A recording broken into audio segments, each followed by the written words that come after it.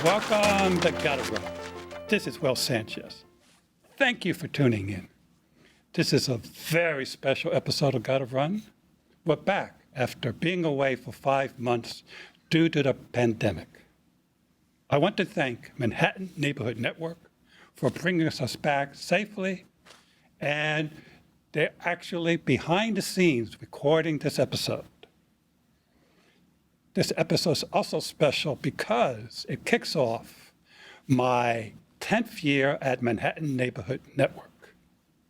And I'm honored that my guest back is Professor Simran Jeet Singh. He's a professor of theology. He has written a children's book about the oldest person to run a marathon. I'm honored to have Professor Singh back on Gotta Run. Thank you. It's nice to be here again. Professor, the last time you were here on Gotta Run was a little over 3 years ago, and we ended that show on your future endeavors. And you had two. One was to prepare for the 2017 marathon, because you haven't been preparing as well in prior years, so you were determined. And two, I think you were going to train with your daughter, who was only about 3 months old, because you got a baby carriage.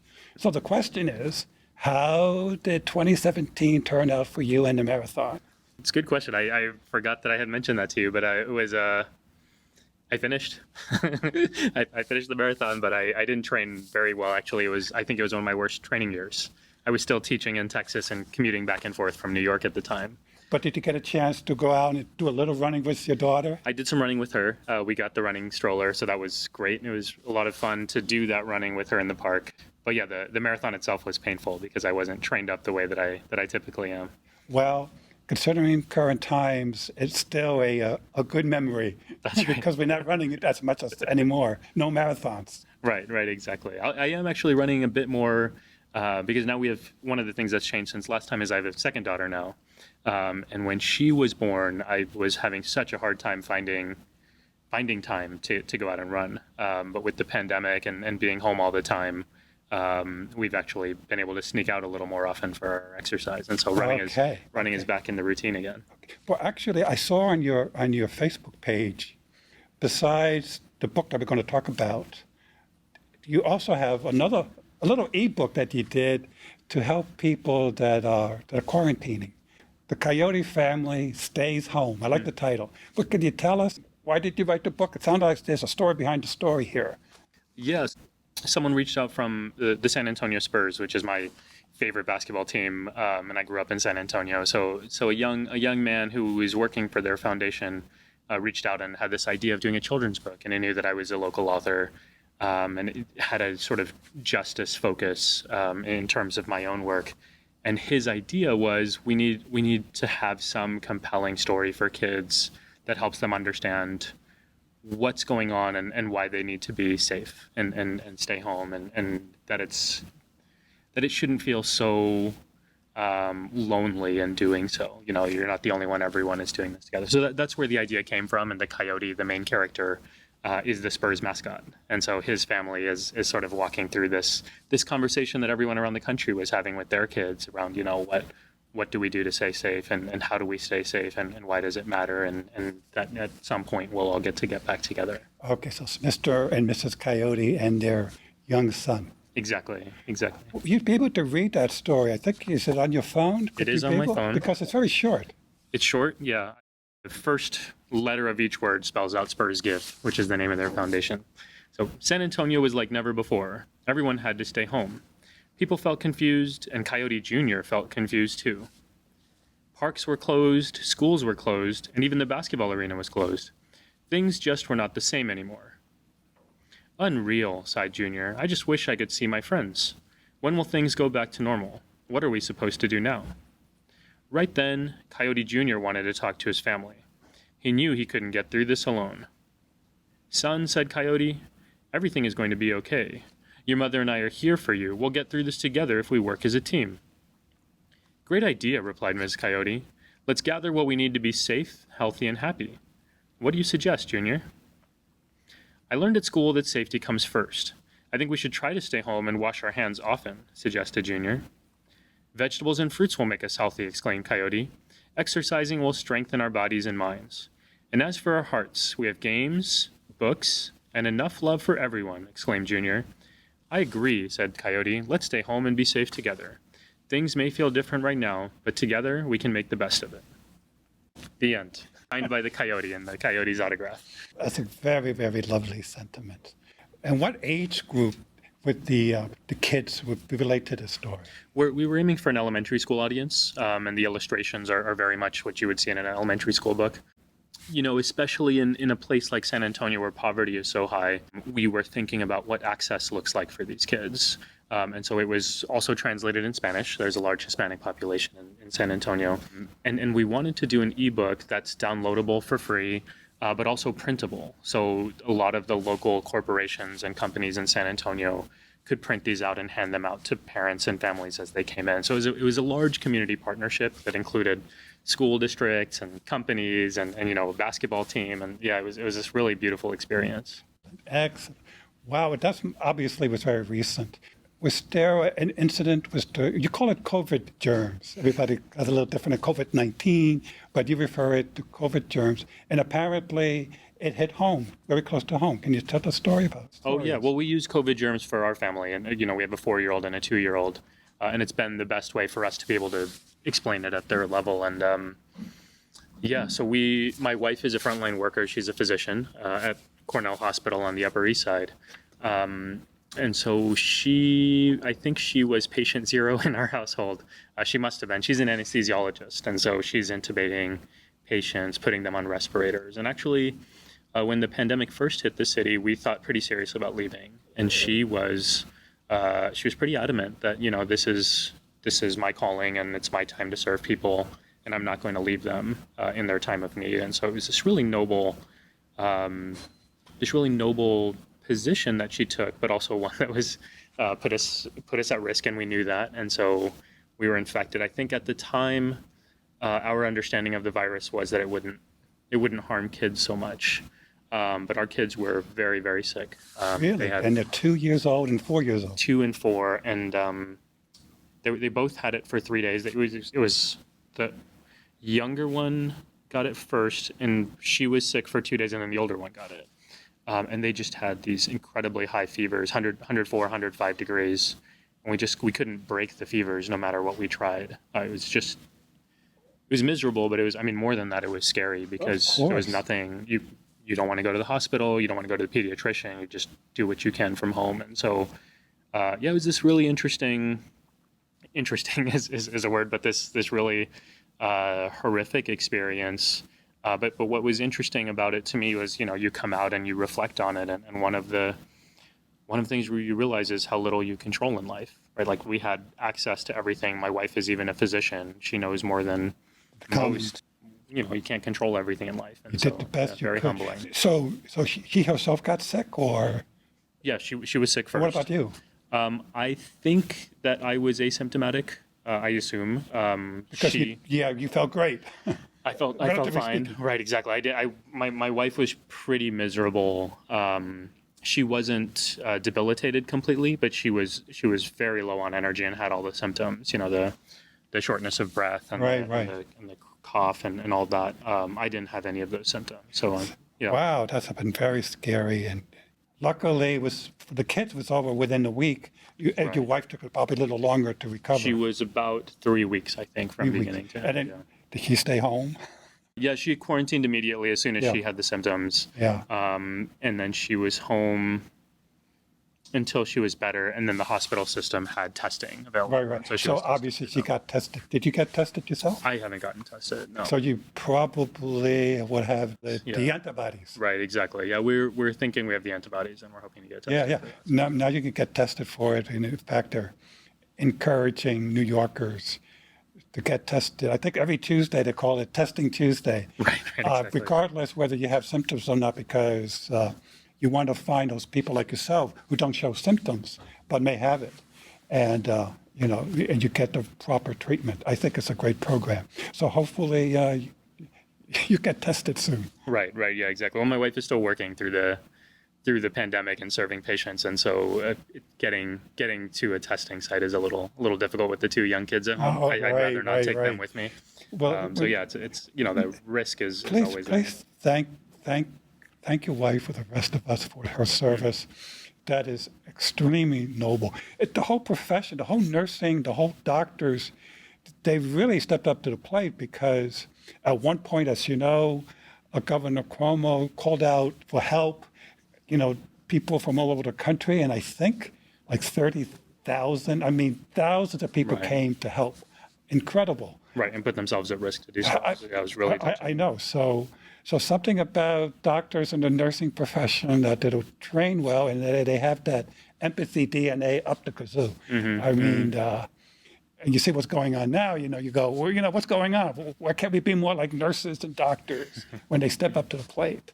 So, but again, that is very courageous. And so at this point, you're planning to stay in New York because a lot of families are moving out. We're planning to stay in New York.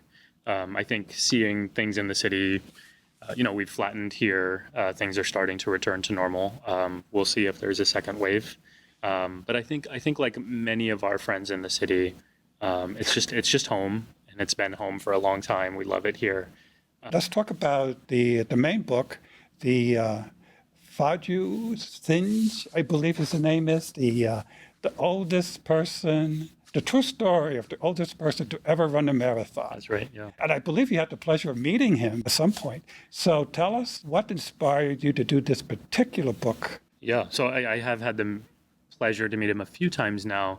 Fauja Singh changed my life personally. And so the day that he ran the Toronto Marathon and crossed the finish line at the age of 100 in 2011, that was the day that I signed up for my first, for the New York City Marathon. And so it was this combination of inspiration and shame that, if he could do it, what's my excuse? But that it worked for me. It really pushed me into finally, running a marathon had always been on my bucket list. And I'd been, a short and middle distance runner through high school.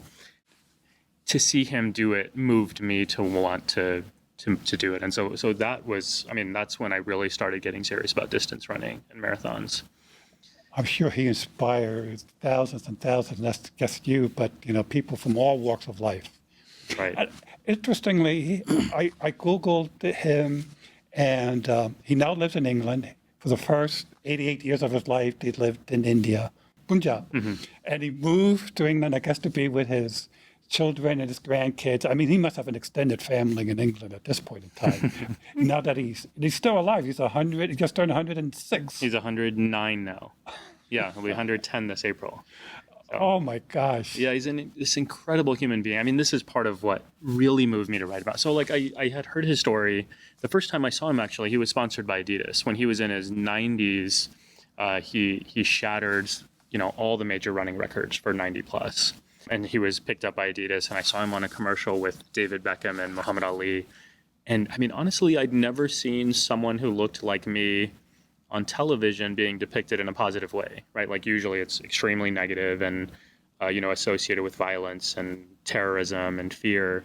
You mean somebody wearing a turban? Right, exactly. Because most Sikhs wear turbans. That's right, yeah. And so I had just been used to seeing anyone with brown skin and a beard like this the way that we're racialized, it was always negative, and this was the first time I saw something positive. And to see that in relationship to sports and fitness, which was always such a big part of my life, just like something clicked for me, which was like I need to know this person. But it was at a distance until I met him a few years later. He was touring in DC, coming through the States, and he had to stop over in DC for a program, and he was just this. He was, at the time, I think he was 102, it must have been, 103 maybe. So energetic, very funny, full of life, full of stories. It was just, it's so rare that you meet someone who fits into exactly what you imagine them to be. Right? There was no letdown, there's no disappointment. He was even better in real life. And his story is even more incredible in real life. And so the more I learned about him, and the more time I spent with him, I was just like, this is a story that all of our kids can learn from. Absolutely. I loved his nickname, although he didn't use it in his book. He's known as the Turban Torpedo. Yeah, that's right. That's right. Turban torpedo, turban tornado. The turban part is obvious. The tornado, I've tried to figure out where it comes from, but the best I can come up with is he has this beautiful long white beard. And of course, like that had been a target for racism as well, right? Like how often do you see someone who looks like him running around in London where he lives, or in New York City where he ran the marathon, or anywhere? But it's, it has this like the sort of tornado shape to it as well. And so I really like that imagery. And I think you mentioned you were inspired a little bit, not only by him, but also by your daughter. You wanted to do something special for your daughter as well. Yeah, that's right. I mean, I take it back to where I grew up in Texas. We were the only family with turbans growing up in South Texas when I was there in the 80s and 90s. And I remember going into bookstores and libraries every time my brothers and me would go look for characters who look like us in the books. And part of it was we just had this dream and this idea that if people, our friends, our neighbors, our classmates, could see us represented in these stories, maybe they would see us as less strange or more more normal, or whatever it is.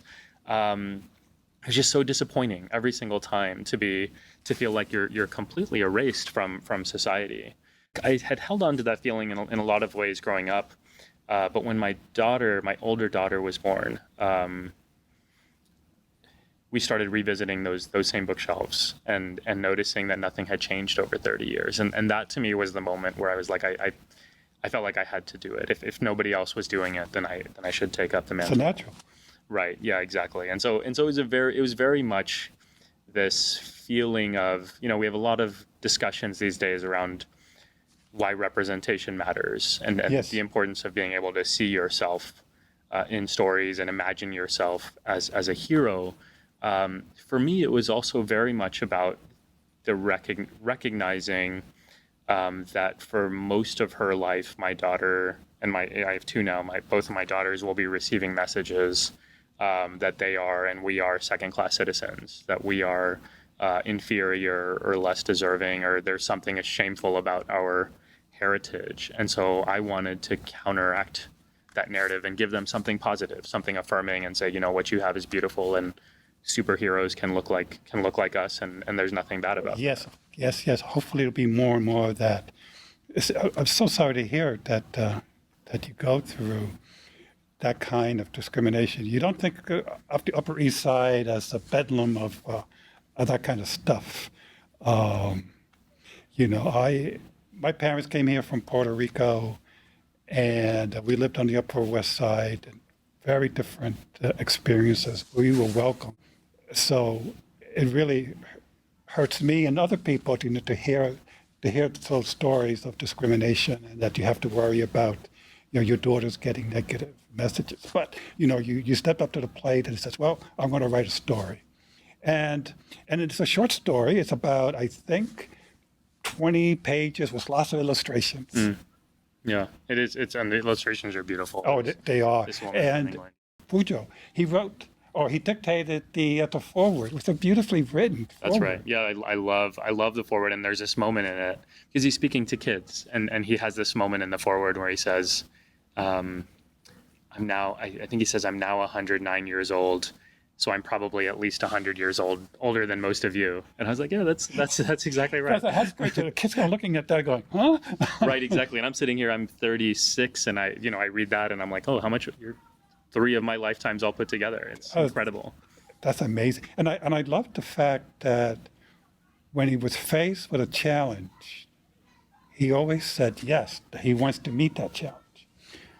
And that's because he grew up as a farm boy, because the story was he had very weak legs, and he could barely walk, and people were saying to him, you're weak, accept your disability, or you expect your fate. They're not going to go anywhere. But his parents told him, today's the chance to do the best you can. Right, exactly. In fact, that little mantra repeats itself several times. It's equivalent to runners saying to another runner, listen to your body. But you had a really beautiful way of saying that so that kids can understand, what does that mean to listen to your body? And you said, learn your capabilities. Once you do that, then today's the chance to do the best you can. It repeats itself over and over again. So what inspired you to come up with that phraseology? Because it's a repeated pattern. Right. Yeah. No, I think so. So a lot of his story is about perseverance and resilience. A lot of the story is also about helping our kids see the humanity in people who they don't usually identify with, right? Like, so people with disabilities can be our heroes too. People who are older can be our hero. People who are immigrants, right? Those are all really important to me politically. But this point about listening to your body is, I'm so grateful you picked up on it. It was really intentional in how we framed it. Part of it is that when we talk about disabilities, it's a really common trope for us to just say you try hard and you overcome it. And that happens to be true in Fauja Singh's case. But we didn't want to send kids the message that all disabilities are something that to be ashamed of, that all disabilities can be resolved in some way, right? Those just perpetuate these ideas of ableism. And so to imply that hard work overcomes any disability is to imply that that anyone who's disabled is lazy, right? Like that's what you're really saying. And so we thought a lot about how do we talk about this, and your connection to running is a fantastic one, that it's highly subjective, it's very personal, that each individual has a different capacity and we have to learn what that is for us. And so listening to your body, as we say to one another, is exactly what his mom said to him every morning. And then, as you see in the book, it's how he starts speaking to his own children. So the idea is, if we can learn these kinds of messages, then we can pass them along to one another and retrain ourselves in how we think. The other thing I picked up, as I said, I love the story. Although it's meant for kids, parts of it are related to my experiences with other people. For example, when as a youngster he's growing up and he's learning to walk and then to jog, his preference was to do it on soft ground because he said, wisely, when he falls, he doesn't hurt himself. That story jumped right to me because recently we were in the Bronx. There's something called the Putnam Trail. It's a soft road, it's a soft ground, and the city wants to pave it over. In fact, they have paved it over. But one of the beautiful arguments that this person, this older person, he's not 5 years old anymore, he's now 85, he says on camera, I love walking on this trail because it's soft, and I'm getting older at 85. I'm getting older. Then I fall down, and I would rather fall on this than on the pavement. It's really nasty. Right. So that story is not only a kid's story. It can also relate when you're 5 years old and walking on soft ground, and when you're 85 walking on soft ground. It's the same experience. So, thank you so much for writing that story. But I enjoyed it. I love that. I'm grateful. And I think, for me, to be able to bring together things that I love in my own life, running more than anything these days, but also justice and equity and thinking about what a world looks like where we learn to respect one another more, not in spite of our differences, but because of our differences. That's what I think this story does for us. It's what it's done for me, honestly, like thinking about Fauja Singh as someone I admire, and how that's changed my approach to the elderly and dealing with my own internalized ageism and how I think about ableism, understanding his own struggles with disability. I guess it's the point that these are windows into experiences that I don't have personally. And that's so powerful for kids, but it's so powerful for us as adults as we're thinking about, these conversations around racial justice and what does it look like to step into somebody else's shoes. Yeah, sometimes that's very tough to do, to step in somebody else's shoes. Oh boy. But I saw recently that because schools, it's going to open up September 10th, whether it's going to be entirely a remote or this hybrid system, we're not so sure. But we know it's going to be some remote learning. It's going to be a big portion of it. That you're going to do something to help the kids to learn about this story. Well, tell us about that aspect of it, that new initiative. Yeah, I think so. So for me, the book is really a vehicle to share messages with kids that I'm really passionate about, like these ideas of inclusion and equity and empathy. Like, to me, that's what my life is all about. And so I've been offering a few different programs for schools and classrooms, but one of them is to do live virtual readings. And I thought it was a silly idea until someone reminded me that for elementary school kids, authors are celebrities, right? Like otherwise I'd be like, why would they want to hear from me? And they're like, no, authors are, like, kids at that age want to be authors when they grow up. They love their authors. They spend so much time with those books. And so I'm doing virtual readings for kids. And there are a few different programs that we're offering through the publisher. One is, if you are to purchase books for your child's class, 25 or more, then we'll show up and do a program for them. Another one is if you're interested in doing an awareness training, then we will supplement that by getting books for your kids' classrooms, and I'll show up and do a virtual reading to support your awareness training. And so those are some of the programs. But at the end of the day, it's fun for me because it feels like it's making the world better in some way. Absolutely. Good. Might become the next big Zoom star. We got the YouTubers and now Zoom. Okay. Well, we're going to do New York virtually because they're offering that this year. There's no New York City Marathon, but you can still run it and get the T-shirt and get the medal if you run it virtually. Run it on your own. Right. Yeah. No, I'm not sure if I'll do the virtual. I haven't done any of the virtual runs yet. I'm having a hard time connecting with them, and just spiritually, it doesn't really get my juices flowing. But we're in conversation with New York Roadrunners and with the New York City Marathon about potentially doing a program around the book, and also with the London Marathon, which both of those marathons figured very prominently in Fauja Singh's own training. Yeah. Right. Although he set the record. The 100 he did the Toronto. You didn't do it in London. Toronto is where he set his record. Exactly. I saw his records at 90 years old. He ran a mile in like 9 minutes and something. And I said, geez, more than half the U.S. population couldn't run that fast. A mile. Exactly. At whatever age. Yeah, exactly.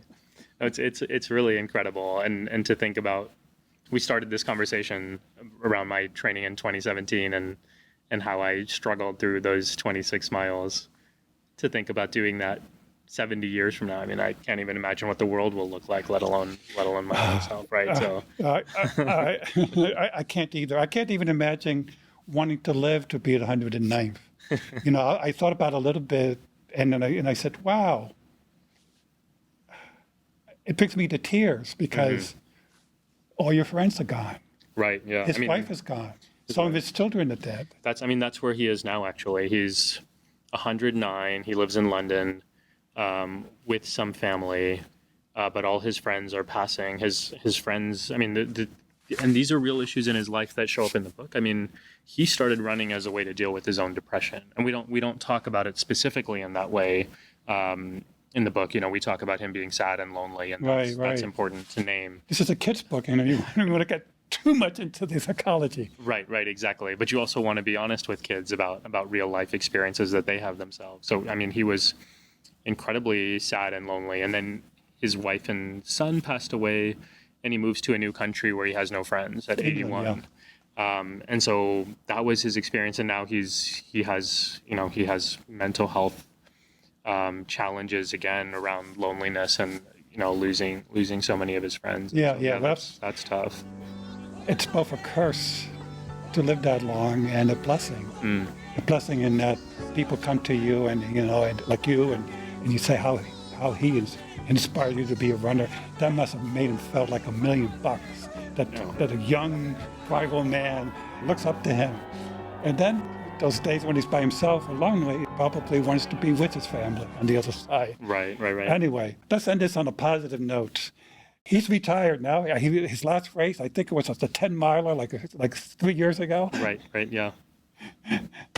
Incredible. Yeah, that's incredible. And also, I mean, it's also positive to think about we all have those moments of sadness and loneliness. I mean, I was having difficulty with the pandemic and being home all the time, and running became my refuge. Yeah. And that's what it was for him at 81. That's what running was for him when he moved to a new country and lost his family. Running was his savior. And so, there is real beauty in that part of the story, and I think it resonates for a lot of the folks. And it seems it's never too late to start moving. Right, exactly. Don't have to start moving. He started walking very slowly, and then took him. I think he started running at 81 and did his first marathon at 89 with a coach. So Exactly. His willpower is also incredible. But listen, on that note, on incredible willpower, thank you so much for coming in. No, thank you for having me. I enjoyed it.